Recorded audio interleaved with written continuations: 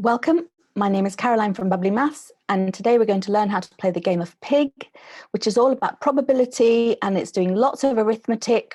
So that's how likely is the outcome to be what you want it to be.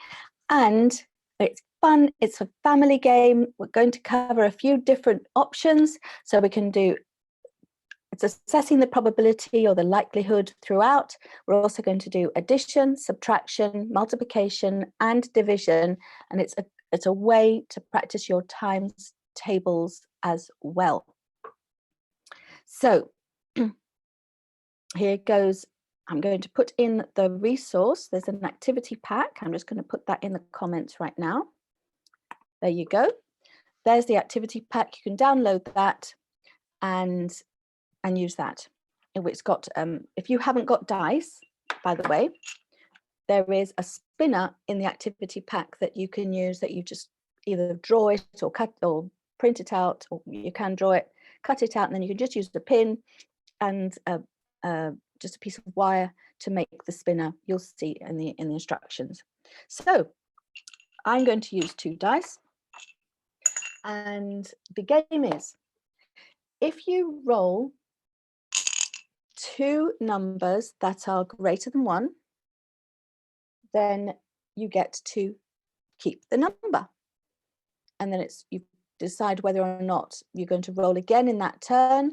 If in that turn you roll a 1, even just 1, 1, 1, you lose whatever you gained in that turn. You keep accumulating it, but if at any point you roll a double 1, you lose everything, you have to start again. So at the moment it's just you and me. You can play it as 2 teams, or you can play it with a few people. You can have groups of people playing where each individual has to make their own decision, or do it in pairs. It's entirely up to you. If you've got a younger learner, you might pair the younger learner with an older learner and let the younger learner do the rolling and the counting of the dots, that sort of thing. Right, so we're going to start off with you, because you're the guest, and we've rolled a 3 and a 4. So in its the first, this is just addition, and so we're going to put the 3 plus 4 in the box. And are we going to bank that, or are we going to risk it? How likely is it that we roll either a 1 and a 1, or a 1 and a number greater than 1? Oh, that's you. Do you know what? You've just joined, so I'm going to make that my roll. You said you'd bank it. See, look, you've banked that. That's yours, because I just rolled a 1 and a 2, which means I get nothing. Next, your go. A 4 and a 6. Well, that's quite nice and juicy. We've counted that already. You're way ahead of me because I got a 1. So whoops, yes, let's just add that up and we'll bank that. So you're 17 ahead of me, so that's not a bad place to be. My turn. I've got a 4 and a 4. Finally, I've got some points, hopefully. Now, if I don't roll, I don't stand a chance of winning. So I kind of have to roll if I want to have any chance of winning. How likely is it that I roll a 1, or worse, a double 1? I'm going to close my eyes. Oh, don't you know, I rolled a 1 and a 5. So all that's gone, and I'm back to the beginning. Okay, your turn. Oh, well, you rolled a 1 and a 6. So you don't get any points. You're at 17. You don't lose the points because you only rolled 1, 1. If you'd rolled a double 1, you'd have lost everything in the bank. But you still got what you had in the bank. That's the end of your go. So now it's my go. For correction, a 6 and a 2. So I've now got 8 in my box. I'm going to keep rolling, because if I don't keep rolling, then I stand no chance of getting to your, oh, wait. I've now got the same as you. So I'm going to stop there, because that way I can bank my 17 and I won't lose it unless I roll a double 1. Ooh, look at you. 6 and a 6, you've got 12. That puts you nice and ahead. I'm going to make the decision for you. You're going to bank that. Because how likely is it that you throw a 1, or worse still, a double 1? Oh, well, I've thrown a 1 and a 2. I don't lose my bank because it's only 1, 1, but I do. That's the end of my go. Your go. A 1 and a 4. That's the end of that go.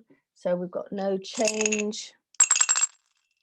I've got a 4 and a 4. Right. Ooh, ooh, ooh, ooh. I've got a chance of getting ahead. Okay. Yeah, I'm gonna stop there. I'm gonna just bank that. Oh no, you're at 25, 29. Oh, I didn't spot that. I thought you were still at 17.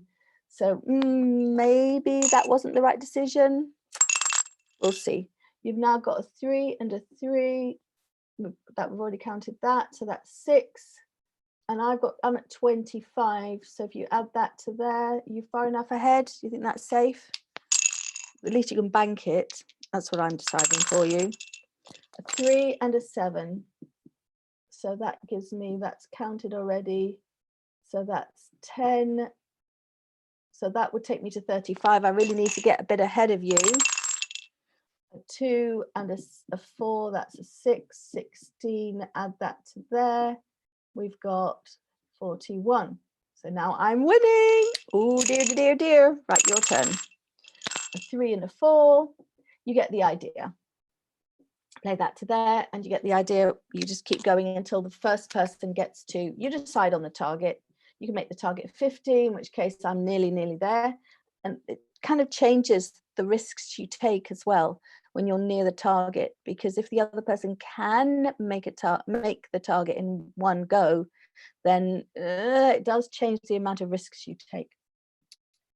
Okay, so that target is 100 there. So other ways of playing it are, that's the basic. That's the basic game of pig. You can also play it so that you're aiming for a 6. So your 6 is the pig instead of the 1 being the pig. And then you want to assess the probabilities, look at the probabilities, how likely, and as a learning activity, it's all in the activity guide. You can, depending how old you are, you simply decide how likely it is, and maybe draw out some pictures of all the different options of the dice and how often they roll. You can have a go, you can roll one dice 50 times and record everything that comes up with. You can then, as you get older, you want to record all the possibilities and analyze them, and it's all in the activity guide on how to do that.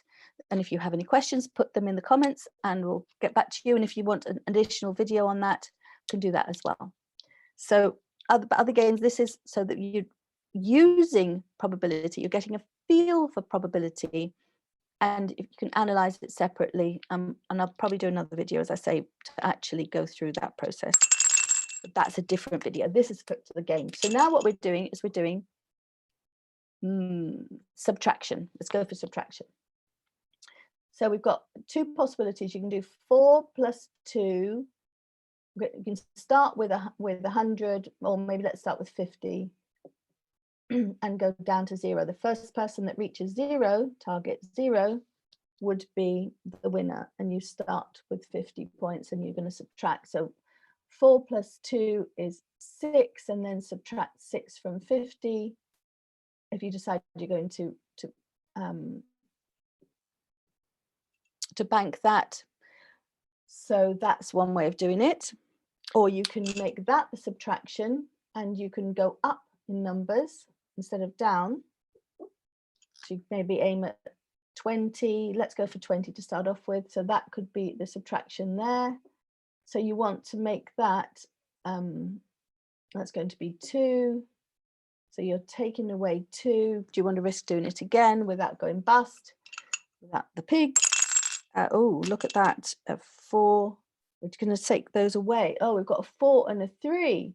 So what numbers do we actually really want here? What are the best numbers that we can have here? Do we want numbers that are close together, or do we want numbers that have a big difference between them? So that's 2. Well, I think we'd better bank that, because we don't want to roll a 1. And we don't want to lose what we've gained. So we're going to go up to 20. So far we've got 3. So, and then the other player plays it that way. Those are the two options there. Now we've got multiplication. Now, if you're just learning your times tables up to 6, then you can just use 1 dice. If you're learning your times tables up to 10, you may as well just use 2 dice and roll them twice. So I've got a 12 there, and it's going to be 12 times 8. I did a 6 plus a 6 and a 4 plus a 4. That's what I rolled. So you can record that as well, of course. You can or just do 6, 6, 4, 4, and then 12 times 8. Now there's various different things you can do here. Would it make any difference if you did 6 times 6 times 4 times 4? Could you choose? You could do that as well. That's a possibility. But then you're not going up to your 12 times table. So you have to decide which way you're going to play it. Or you can do 6 plus 6 and 4 plus 4. And then you can also experiment. You could just take all 4 and see if there's a better way. So if you did 6 plus 4 times 6 plus 4, would that give you a better answer than 6 plus 6 times 4 plus 4? You can think about all those sorts of things, or just keep it super simple and just roll 2, whatever they add up to, that's your number. Roll another 2, whatever they add up to, that's your number, and do it that way. Or you can analyze it and take it from there. I'm going to stick with I rolled a double 6, I rolled a double 4, that's what you got, and 12 8s are 96. I'm going to bank that, but we're going to go to maybe 500 for this one, but the target number might be higher. Or you can make it 150 or 200, whatever you want, depending how long you want to play the game for. So that's how you do the multiplication. Now we're going to we've done subtraction, we've done addition, we've done multiplication. And so you can go up to 12 times tables by rolling the doubles, the 2 dice. Now we're going to go with, and I like this game, we're going to go with, and we are going to roll 4 dice for this. You can roll 1 dice 4 times. We're going to go with 4 numbers. This is division. Now we've got 4 numbers. I'm going to write them a bit bigger here. We've got 2, 2, 2, and 6. Fortunately, we didn't roll a 1. Now, with division, we have to make the largest possible whole number. So out of those 4 numbers, we've got to make 2 numbers, which when we put one above the other in the box, it's going to make a whole number, which we can then put in the bank. For me, I would only play this once each time, because unless you had to win, because you're rolling 4 dice now. What is the probability of you rolling a 1 when you're rolling 4? You can look at all of that yourself. So me, I'm a bit cautious unless I'm way behind, in which case I'll just go for it. Now, so how do we get the largest possible number there? We can use subtraction, division, multiplication, and addition to get the numbers that we want. So the largest possible number I can see there, using 2 of the numbers, is 2. Let's do it here. 2 times 6 is 12. And then if we do 2 divided by 2, that's 1. So the largest number I can see is 12 divided by 1. So you want a bit of scratch paper on the side to do your workings out. And then I'm going to bank that personally. I'm going to bank that. I think that's a pretty good score. You're not going to be aiming at super high numbers here. Either 50 or 100 might be your target number here. It's up to you, 50 or 100. And depends how much you want to play the game. Let's go over to me. I'm going to roll 4. Oh, I got a 1. That's the end of my go. It's over back to your turn. And you, let's say you got, I don't know, you got a 3. Now it's my turn again. Okay, we've got 6, a 6, a 4, and a 5. So we want the biggest number on top and the smallest number underneath. So, but it also has to be a whole number. So I can do 6 times 6, that's 36. I can do 6 times 5, those are big numbers, that's 30. If I can get 30 with 6 times 5, can I get a number? Ooh, yes. If I can do 6 minus 4, that's 2. So I can do 30 divided by 2, which is 15. Bingo! I'm right up with you there. Now I'm gonna bank that. I'm not going to roll again because we're even, and I want that to be safe. The only way that I'm going to lose that is if I throw 2 ones. 2 ones will eliminate everything in there. Well, if you throw 2 ones, it's everything in your bank goes. One simply means that you